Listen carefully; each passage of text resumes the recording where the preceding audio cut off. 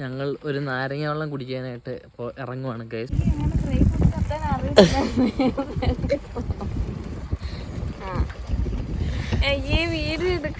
സുഖമാണോ? ഇത് അല്ല ഞാൻ വീർത്തിരിക്കുന്നേ ഇവിടെ. എന്റെ ബുക്കാ, ഇതിന് ബാക്കിൽ വെക്കാനുള്ള സാധനം ഇല്ല.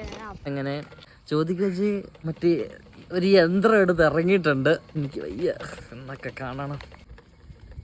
കടയിലെത്തിയിട്ട് ഇനി കാണാം. നാരങ്ങാവെള്ളം വന്ന് ചോദിച്ചാൽ നാരങ്ങാവെള്ളം കുടിച്ചോണ്ടിരിക്കുന്നു. ഒരു നാരങ്ങാവെള്ളം കുടിക്കാന്ന് പറഞ്ഞിട്ട് വന്നതാ. 2 ചോക്കോ എന്താ 2 ചോക്കി എന്തിന്റെ പേര്?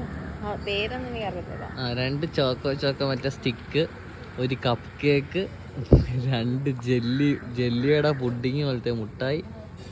ഇതിനെ കൊണ്ടൊരു വഴിക്കാൻ പറ്റത്തില്ല ഗൈസ്. നാരങ്ങാളം കൊണ്ടോ ഇറങ്ങിയതാ അവള്.